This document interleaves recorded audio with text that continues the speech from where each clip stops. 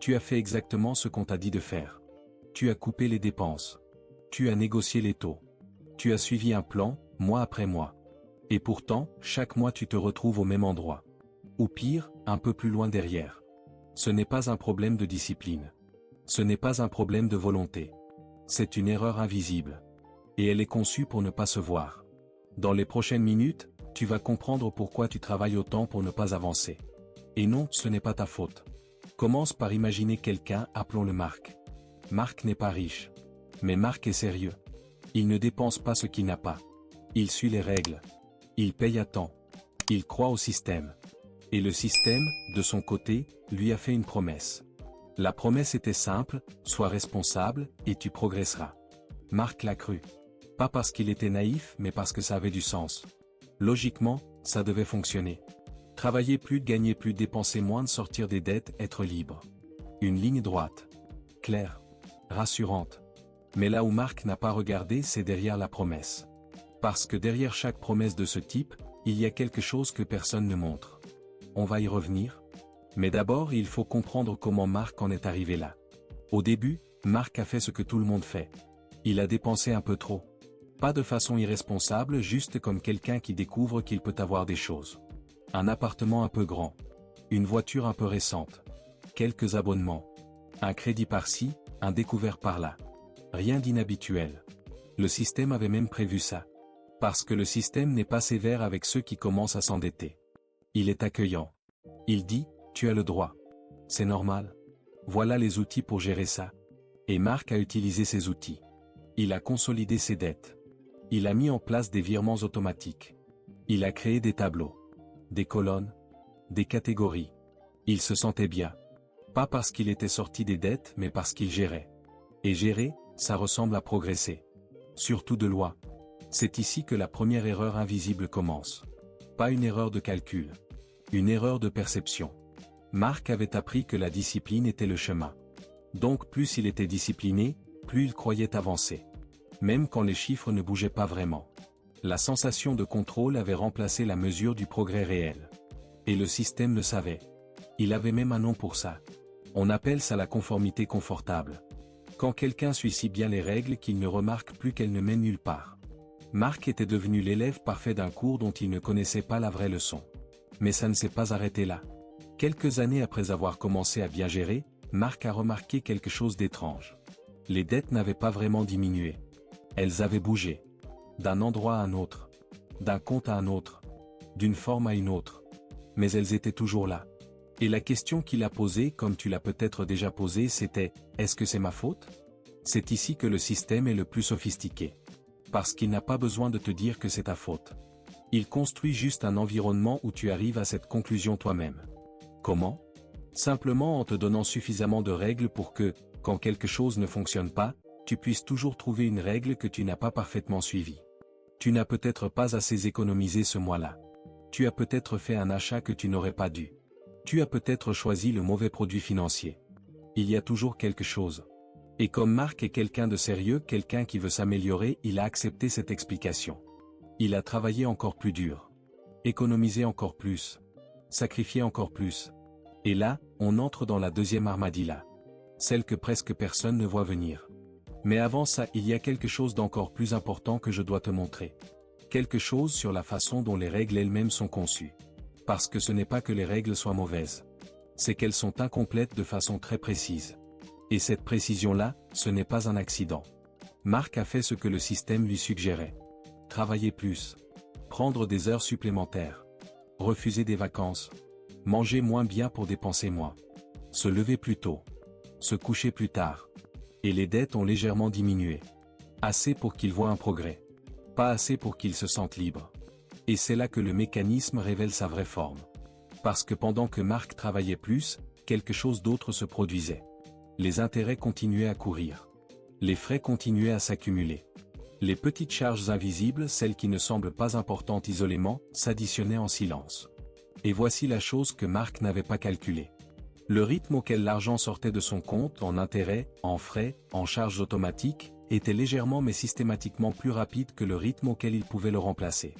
Pas beaucoup plus rapide. Juste assez pour que la différence ne soit jamais flagrante. Juste assez pour que ça ressemble à un manque d'effort plutôt qu'à un design. C'est la troisième armadillah. Et c'est la plus silencieuse. Parce que si tu prends chaque élément séparément, le taux d'intérêt semble raisonnable, les frais semblent justifiés, les charges semblent normales. Rien ne choque. C'est quand tu vois l'ensemble que quelque chose ne colle pas. Mais voir l'ensemble est exactement ce que le système rend difficile. Et ici, on arrive à quelque chose que presque personne ne dit. Si ce que tu entends correspond à ce que tu vis, si tu travailles, si tu gères, si tu fais tout ce qu'on t'a dit de faire et que tu ne vois pas vraiment la sortie, alors la suite de cette vidéo est importante pour toi. Abonne-toi si tu ne l'as pas encore fait. Non pas pour moi, mais parce que ce qu'on va couvrir après ce point est exactement ce qu'on ne t'a jamais montré dans les cours de finances personnelles classiques. Tu te souviens de la promesse dont j'ai parlé au début? Celle que le système avait faite à Marc. Sois responsable, et tu progresseras. Voilà ce qui était caché derrière. La promesse n'était pas fausse. Elle était conditionnelle, mais les conditions n'avaient jamais été écrites de façon claire. Ce n'était pas sois responsable et tu progresseras. C'était sois responsable selon nos règles, dans notre tempo, à l'intérieur de notre système et peut-être tu progresseras, si les conditions générales s'y prêtent. Marc avait signé pour la première version. Et vécu la deuxième. Et c'est là que commence la partie la plus inconfortable de tout ça. Marc a décidé de poser des questions. Il est allé aux personnes que le système lui avait désignées comme les experts. Les personnes qui connaissent les règles. Les personnes qui peuvent expliquer pourquoi ça fonctionne comme ça. Et il a posé une question simple. Pourquoi est-ce que je paie plus en intérêt ce mois-ci alors que j'ai payé plus que le minimum le mois dernier? La réponse a duré 20 minutes. Elle a mentionné des taux révisables, des modes de calcul, des clauses d'ajustement, des indices de référence, des périodes de grâce qui ne fonctionnent pas exactement comme Marc pensait qu'elles fonctionnaient. À la fin des 20 minutes, Marc savait plus de choses qu'avant. Mais il comprenait moins. Et voilà le mécanisme le plus subtil de tout ce qu'on va voir aujourd'hui. La complexité utilisée comme bouclier. Pas une complexité inventée. Une complexité réelle mais présentée de façon à décourager les questions suivantes. Parce que ce n'est pas que l'explication soit fausse. C'est qu'elle est donnée d'une façon qui fait que la plupart des gens arrêtent de demander après la deuxième question. Trop compliqué. Trop technique. Peut-être que je ne suis pas assez qualifié pour comprendre. Et là, quelque chose de très précis se produit dans le cerveau de Marc, et probablement dans le tien aussi à certains moments. Il internalise sa propre incapacité. Il ne dit plus le système est opaque. Il dit je ne suis pas assez bon en finance. Et une fois qu'il croit ça qu'il n'est pas assez bon, il redevient dépendant du système pour interpréter sa propre situation. Il a besoin d'eux pour comprendre ce qu'il y arrive. Ce qui signifie qu'il ne peut pas les remettre en question. Ce n'est pas du contrôle par la force. C'est du contrôle par la confusion. Et c'est beaucoup plus efficace. Mais voilà ce que Marc n'avait pas encore vu. La confusion n'était pas la destination. C'était un couloir. Il menait quelque part. Et ce quelque part est la quatrième armadillah. Le système a une dernière technique. Et c'est la plus humaine de toutes. Parce qu'elle ne repose pas sur la peur, ni sur la confusion. Elle repose sur l'espoir. À un moment donné, après des années de discipline, d'efforts, de sacrifices, le système envoie un signal à Marc. Tu es sur la bonne voie. Il ne reste plus beaucoup. Continue encore un peu. Ce signal peut prendre différentes formes. Un taux réduit proposé juste au bon moment. Une restructuration de dette présentée comme une victoire. Un message qui dit que si Marc continue exactement comme ça pendant encore 18 mois, il sera libre. Et Marc a cru ça. Parce qu'à ce stade, ne pas croire aurait signifié quelque chose d'insupportable. Ça aurait signifié que toutes ces années d'efforts, tous ces sacrifices, toute cette discipline, c'était pour rien. Et là, il y a quelque chose d'important à comprendre sur la psychologie humaine. Nous ne continuons pas toujours parce que nous croyons que ça va marcher. Nous continuons parfois parce qu'arrêter reviendrait à admettre que nous avons été trompés depuis longtemps. Ce n'est pas de la stupidité. C'est une réponse naturelle à une situation difficile. Le système le sait. Et il l'utilise. L'espoir différé n'est pas offert par générosité. Il est offert pour maintenir le mouvement pas vers la sortie, mais à l'intérieur du cycle. Et 18 mois plus tard, il y avait une nouvelle restructuration.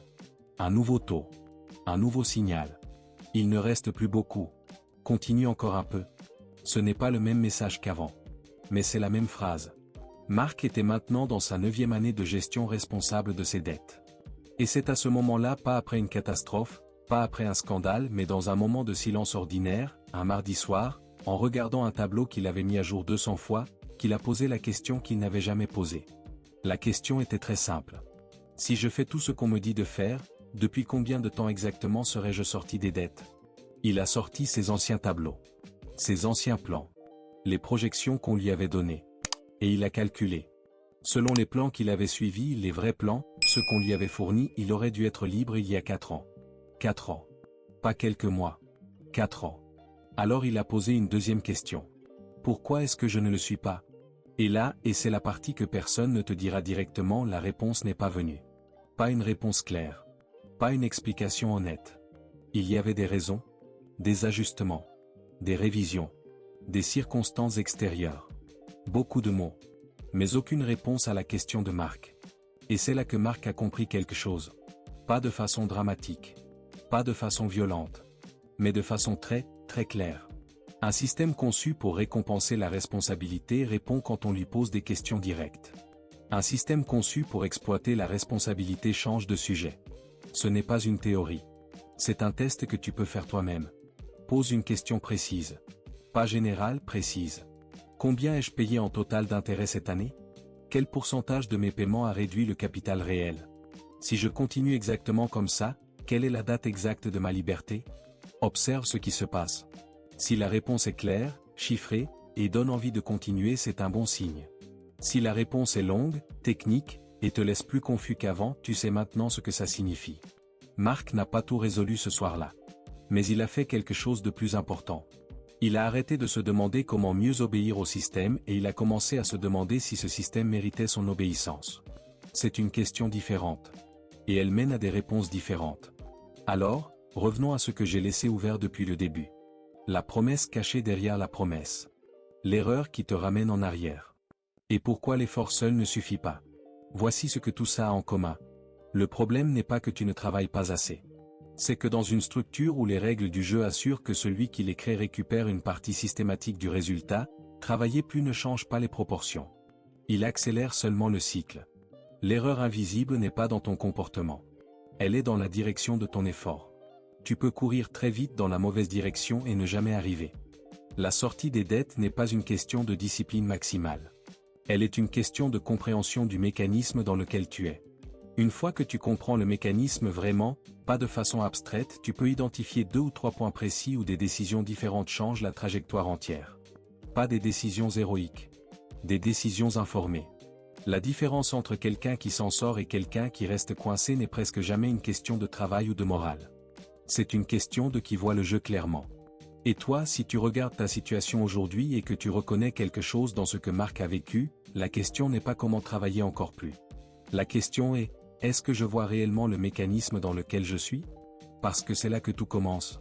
Si cette vidéo t'a donné quelque chose que les autres ne t'ont pas donné, une façon de voir différente, une question que tu n'avais pas encore posée, alors abonne-toi. Pas pour les vidéos génériques sur les finances. Mais pour les vidéos comme celle-ci. Celles qui ne te disent pas travaille plus, mais qui te montrent comment le jeu fonctionne vraiment. Parce que la prochaine vidéo va sur quelque chose d'encore plus précis. L'erreur numéro 1 que font les gens qui remboursent leurs dettes et qui, sans le savoir, se requalifient pour en contracter de nouvelles dans les 6 mois. Tu vois maintenant ce que Marc a mis 9 ans à voir. La question, c'est, qu'est-ce que tu vas faire de ça? Le système ne punit pas ceux qui échouent. Il épuise ceux qui essaient.